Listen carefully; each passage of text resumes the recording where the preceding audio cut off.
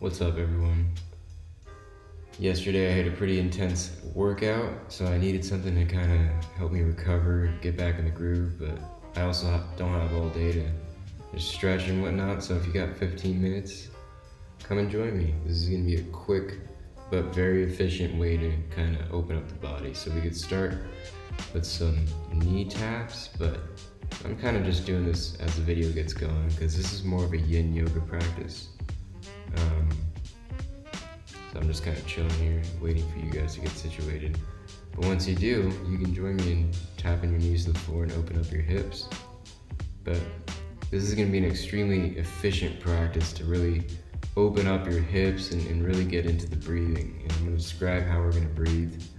And actually the stretches, the first stretch that we're going to do is really stretches out your entire body. That's why I like it. It stretches out your entire, like psoas, your torso, your legs, your hips, your shoulders, everything, even your neck. So we're gonna come into a wide-legged seat, reach all the way up with our right hand, really reach like you're trying to grab something from the ceiling, and then try to grab your foot. If you can't, of course, just go as far as you can go. You don't have to go as wide as I'm going or as deep.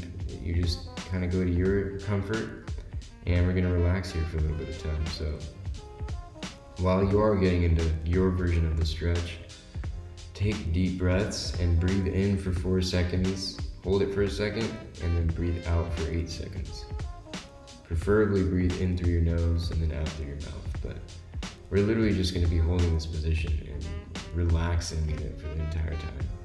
So I won't try not to talk that much, but I also want to give you some useful little cues that will help you make the most out of these stretches. So if you can get your left elbow on the floor, that's really good. And then pressing that elbow on the floor to kind of help open up the right side of your torso, your lats, because if you contract one side, it'll help the other side really relax and open up. So also breathe into the right side of your rib cage, getting that side body stretch, nothing like it. The shoulder stretch too, just by reaching over. And again, if you can't grab your foot, just the act of trying to reach is so good.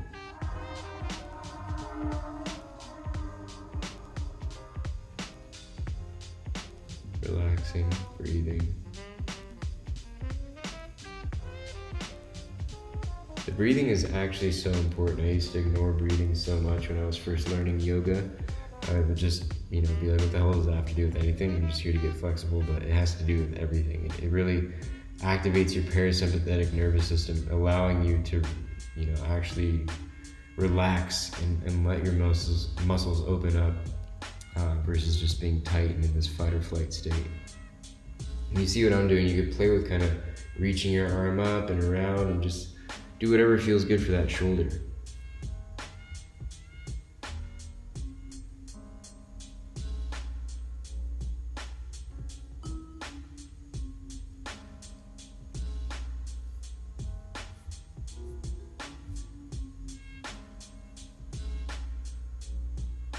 Now we're going to come out of it very, very slowly.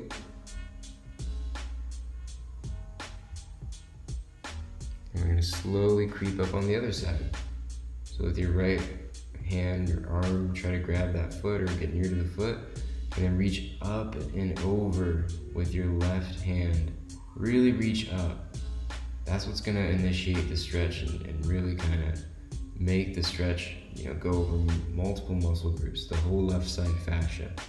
You want to activate that by reaching, working into it. And such a good shoulder stretch. And again, driving that right elbow to the floor will help the left side of your body open up. Anybody can do this stretch. It doesn't matter what level you are. You might not get as low or as deep as I am, but just, again, the act of moving toward that foot is going to start to open you up and allow your hips to relax, your lower back to relax. All this stuff starts to relax and your pain goes away, your discomfort goes away.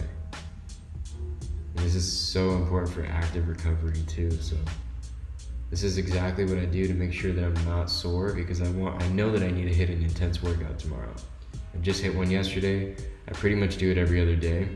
And as long as I do this type of thing every other day, it really balances me out. So I never have that lingering soreness. And if you look at my wrist, I got a red strap there. It's a loop strap. It's told me that based on the data that I entered, that whenever I do stretch, I have better sleep and better recovery. So you best believe that stretching and breathing is a huge game changer. And here, if you don't really know what to do with your neck, just slowly start to relax your neck and let your head drop on your shoulder. Yeah, the more you relax and kind of melt into this, the better.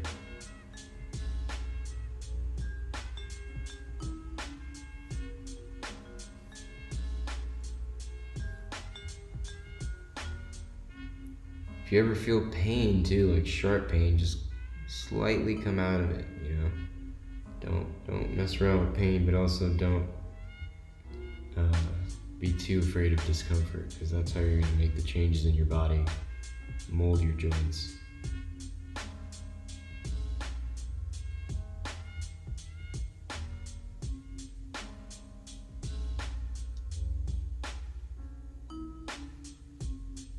You're changing your tissue right now. You're opening up the fascia and letting the blood flow and heal all of your joints, your muscles. And the breathing is really what, gets that oxygenated blood to the right places to heal you, open you up. And slowly come out of it. And now we're gonna do the second stretch that I thought was amazing for kind of opening up the hips, and especially if you hit like a hard leg workout or went on a hike or whatever it is. This is one of the best stretches you could do. So get in a frog pose, get the insides of your feet on the mat, spread the knees out as wide as they can go, and then tuck your pelvis like I'm showing right now.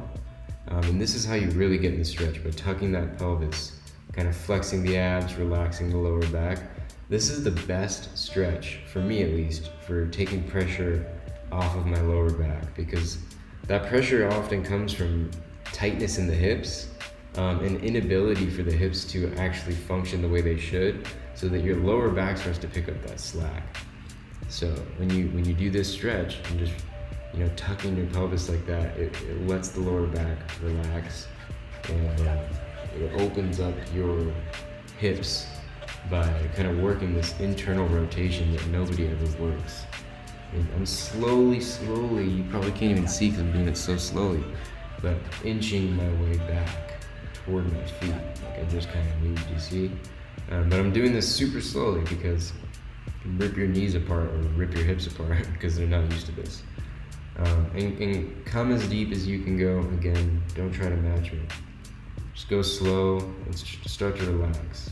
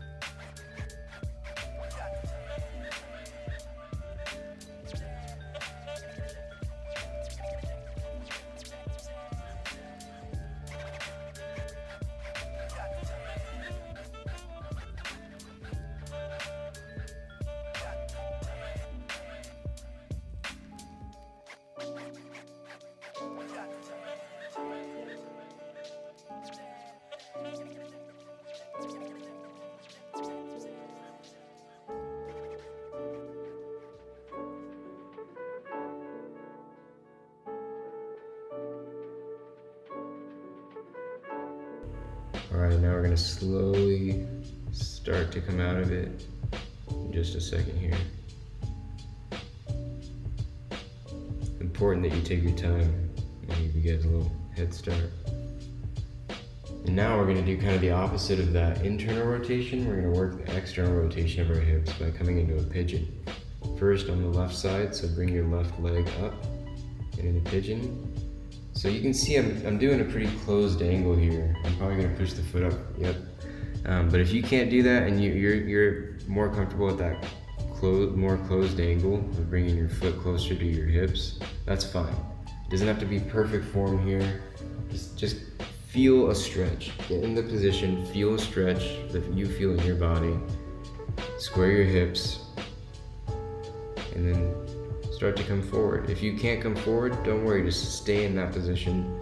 Come as deep as you can go. If your leg doesn't go all the way straight, make it as straight as you can, the back leg I mean. And yeah, just do what your body can do. But start to work toward this position that I'm getting into. So I'm just relaxing in this pigeon just over my hip, allowing it to open up and relax. Again, working that external rotation this time, which is the opposite of what we just worked with that last pose. And for this one, you'll start to see me twist around and things like that. And that's, kind of the same concept as like sitting in a chair, like in school, and grabbing the edges of it and twisting and cracking your back. You're doing the same, you could do the same thing in this pose, just kind of grabbing the floor and twisting to your left toward your knee.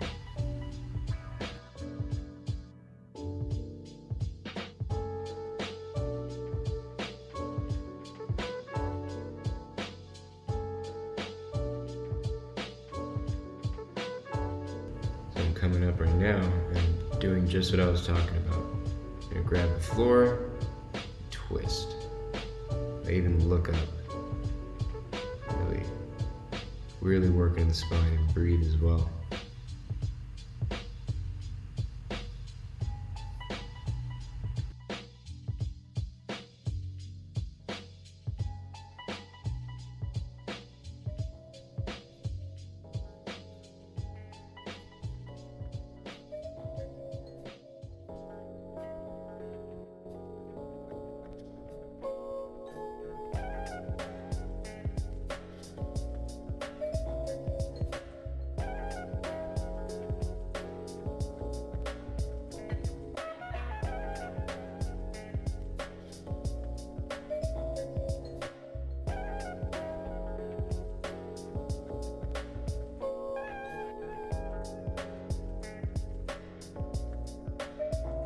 Slowly start to come out of it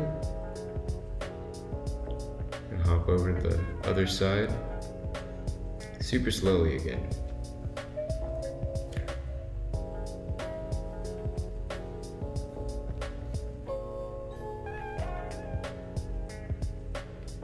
Remember, the whole point of this is to be relaxing and to soften your tissue, your muscles. Let the blood flow and heal. Flow of oxygenated blood heals. Remember, breathing in for 4 seconds, holding for a second, out for 8 seconds. This will stimulate or activate your parasympathetic nervous system, which is the rest and digest one, which allows you to heal, recover, build up your muscles. Oh shoot, the shirt's coming off, so you know it's getting real. But even just holding stretches like this, if you're in a warmer room, I don't even know why I took my shirt off, because I wasn't sweating. Sometimes I like to do that just to, I feel like I'm a little bit more in tune with my body when I'm not wearing a shirt, because I can see and feel my stomach, breathing.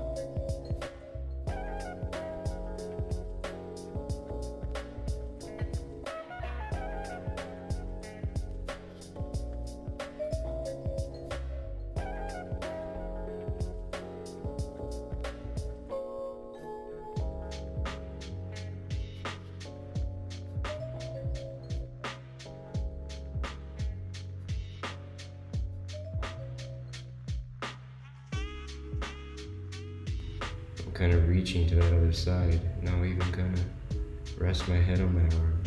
Take a little nap here. Really let the hip open up.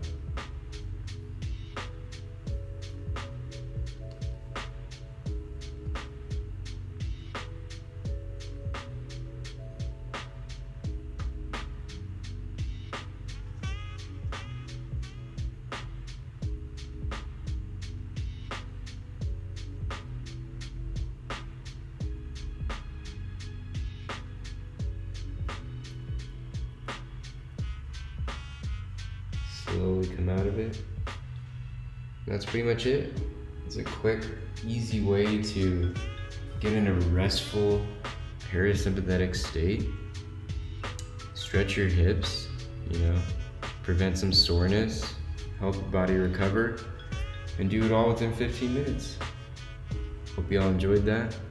You do this practice, after your workout days or the day after, whatever. But I hope you enjoy. Peace out.